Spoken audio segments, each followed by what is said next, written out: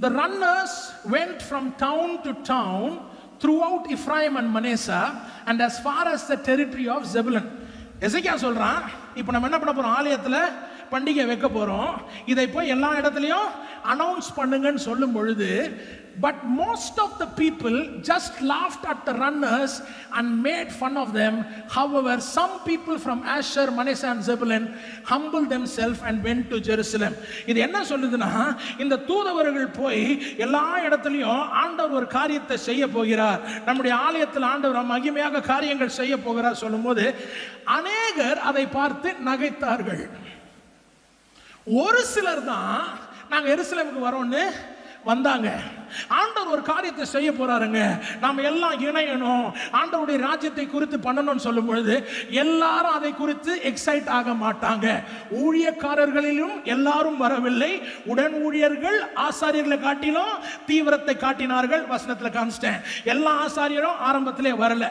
ஜனங்கள் மத்தியிலையும் அநேகர் ஃபர்ஸ்ட் என்ன பண்ணுவாங்க, இதை புறக்கணிச்சுட்டு இதெல்லாம் ஒன்றும் பெரிய விஷயம் இல்லைன்னு அவர்களை பார்த்து நகைக்கிறார்களாம். ஆனா ஒரு சிலர் இருந்தார்களாம், அவங்க சொல்றாங்களாம், ஆண்டவர் ஏதோ ஒரு காரியத்தை பண்ண போகிறார், ஆண்டவர் ஏதோ ஒரு காரியத்தை பண்ண போகிறார், தேசத்தில் ஆண்டவர் ஒரு அசைவை கொண்டு வர போகிறார், ஜனங்கள் மீது ஆவியை ஊற்ற போகிறார், ரட்சிப்புக்குள்ளாக அநேகரை வழிநடத்த போகிறார். நீங்க சண்டே காலையில் இதை போய் பிரசங்கம் பண்ணி பாருங்க, 80% அந்த மெசேஜ் பிடிக்கவே பிடிக்காது.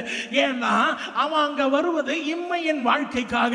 ஆனா அதுல ஒரு 20% உட்கார்ந்துருக்கும், ஆண்டவரே எங்கள் தேசத்தை எப்படியாச்சும் சந்திக்க மாட்டீரா, எங்கள் தேசத்தில் எப்படியாவது சந்திக்க மாட்டீரா என்கின்ற கதறலோடு செயல்படும். சோ அநேகர் எழுப்புதலே செயல்படும் பொழுது உங்களை உற்சாகப்படுத்தாம உங்களை டிஸ்கரேஜ் தான் பண்ணுவாங்க. வசனம் தெளிவா சொல்லுது, இதுதான் பேட்டர்ன்.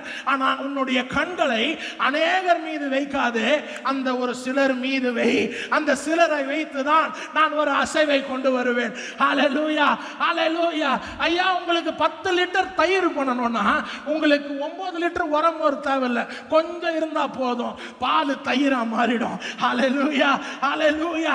அதை புரிந்து கொள். பெரிய ஆட்கள் உனக்கு ரெஸ்பாண்ட் பண்றதை காட்டிலும் அந்த ஒரு சிலர், அந்த ஒரு சிலர், these are the reality of revival sir.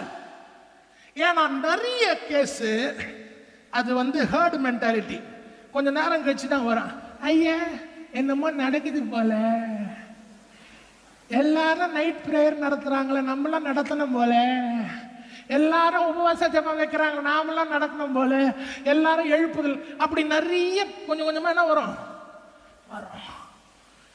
அநேகர் சிரித்தாலும் ஒரு சிலர் வந்தார்கள். தொடர்ந்து வாசிங்க. யூதாவிலும் கர்த்தருடைய வார்த்தையின்படியே ராஜாவும் பிரபுக்களும் கட்டளையிட்ட பிரகாரம் செய்கிறதற்கு தேவனுடைய கரம் அவர்களை ஒருமனப்படுத்திற்று. ஹல்லேலூயா. ஒருமனப்படுத்தினது யார்?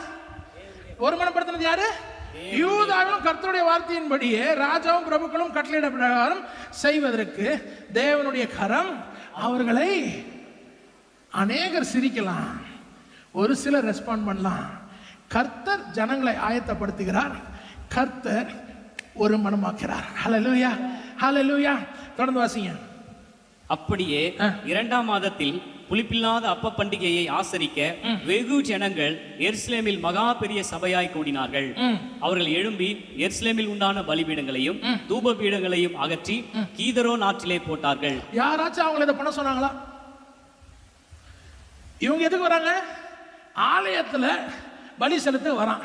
யாராச்சும் அவங்க கிட்ட போய் எருசலேம்ல உண்டான பலிபீடங்களாம் உடனே சொல்றானா? யாராச்சும் இன்ஸ்ட்ரக்ஷன் கொடுத்தாங்களா? கர்த்தர் காரியம் செய்யும் பொழுது மக்கள் செயல்பட ஆரம்பிச்சிருவாங்க. ஹல்லேலூயா. கர்த்தர் ஆயத்தப்படுத்துகிறார், கர்த்தர் ஒருமனமாக்கிறார். இப்ப யாரும் போய் பலிபீடத்தை உடனே சொல்லல, ஆனா விசுவாசி என்ன பண்ண ஆரம்பிச்சிடறான், பலிபீடத்தை உடைக்க ஆரம்பிச்சிடறான். தொடர்ந்து வாசிங்க 15வது வசனம். பின்னர் அவர்கள் 2வது மாதத்தின் 14வது நாளன்று பஸ்காவுக்கான ஆட்டுக்குட்டியை கொன்றார்கள். ஆசாரியரும் லேவியரும் வெட்கப்பட்டனர், தங்களை அவர்கள் பரிசுத்த சேவைக்காக தயார் செய்து கொண்டனர். பின்னர் அவர்கள் 2வது மாதத்தின் 14வது நாளன்று பஸ்காவுக்கான ஆட்டுக்குட்டியை கொன்றனர். யாரு? ஜனங்கள். ஆனா ஜனங்கள் அவர்களை ஆயத்தப்படுத்திக் கொள்ளாமல், சுத்திகரிக்காமல் இந்த காரியத்தை செய்யறாங்க. ஆசாரியரும் லேவியரும் தகன பலிகளை என்ன பண்ணாங்க? வெட்கப்பட்டனர். தங்களை அவர்கள் பரிசுத்தம் படுத்தி சேவைக்காக தயார் செய்து கொண்டார். என்ன சொல்ல வரீங்க பிரதர்? வீட்டில் போய் எக்ஸோடஸ் சாப்டர் 12 வாசிங்க. எக்ஸோடஸ் 12வது அதிகாரத்தில் ஆண்டவர் எகிப்திலிருந்து வெளியில வரும் பொழுது என்ன சொல்றாரு? 10வது நாள் நீ ஆட்டை தெரிந்து கொண்டு 14வது நாள் அதை பலி செலுத்துன்றார். இப்போ ஆலயமே இல்லாததுனால இவர்கள் தங்களை, ஆலயம் இருந்துச்சு ஃபங்க்ஷனலா இல்லாததுனால சுத்திகரிக்கல. ஆனா இப்போ ஆண்டவர் ஆலயத்தில் ஒரு காரியம் செய்கிறாருன்னு சொல்ற வரும்போது இவர்கள் வந்தவர்கள் தங்களை சுத்திகரிப்பதற்கு முன்பாகவே ஆண்டவர் மேல இருந்த எக்ஸைட்மெண்ட்ல என்ன பண்ணிடுறான்? பலிய செலுத்திடுறான். அவன் செலுத்தும் போது என்ன சொல்லுது வசனம்? அவர்கள் வெட்கித்தார்களாம். யார் வெட்கித்தார்கள்? ஆசாரியர்கள் வெட்கித்தார்கள். They were so ashamed because of what God had done through the people. முதலாவது என்ன சொன்னேன்? ஒரு சில ஊழியக்காரங்க தான் செயல்பட்டாங்க. லேவியர் ஆசாரியரை காட்டிலும் தீவிரம் காட்டினாங்க. இப்போ விசுவாசிகள் இன்னும் அதிக தீவிரத்தை காட்டும் பொழுது ஊழியக்காரங்களுக்கு வெக்கமாயிடுதான்.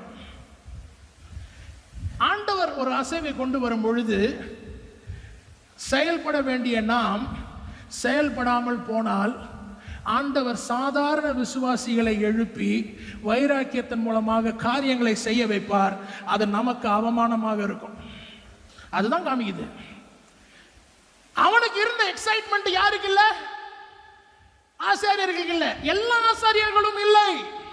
ஏன்னா ஏற்கனவே செயல்பட்ட ஆசாரியர்கள் இருக்கிறார்கள். அப்ப ஆண்டவர் என்ன சொல்றாரு? எப்ப ஒரு சில கூட்டம் என் இருதயத்தை புரிஞ்சு என் தரிசனத்தை புரிஞ்சு தன்னை சுத்திகரிச்சுக்கும், தேவையில்லாத காரியத்தை தூக்கி போடும், தேவையானதை உள்ள தூக்கிட்டு வரும், நான் அவர்கள் மூலமாக அற்புதமான காரியங்கள் செய்வேன். அவன் அநேக ரெஸ்பாண்ட் பண்றானா பண்ணலையான்னு பார்க்க மாட்டான். ஆனா அந்த ஒரு சில கூட்டம் வருது, அவர்கள் என்னை தேடி வரும் பொழுது அவர்களுக்குள்ளாக ஒரு கிரியை செய்து பலிப்பிடத்தெல்லாம் அவங்க உடைச்சிருவாங்க.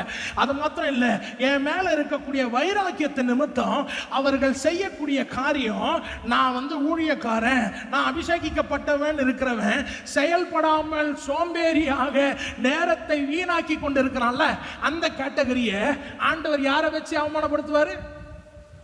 செயல்பட வேண்டிய நேரத்தில், செயல்பட வேண்டிய விதத்தில் நீ செயல்படலனா ஆண்டவருடைய வேலையை பார்ப்பதற்காக நேத்து ரட்சிக்கப்பட்டவன் ஆண்டவர் யூஸ் பண்ண ஆரம்பிச்சிருவாரு. சரி, இதெல்லாம் ஃப்ரெடி ஜோசப் கதைகள் அல்ல. எழுப்புதலையிலே நடந்த காரியம். ஆசாரியர்கள் வெட்கப்படும்படி சாதாரண விசுவாசிகளை ஆண்டவர் செயல்படுத்தினார்.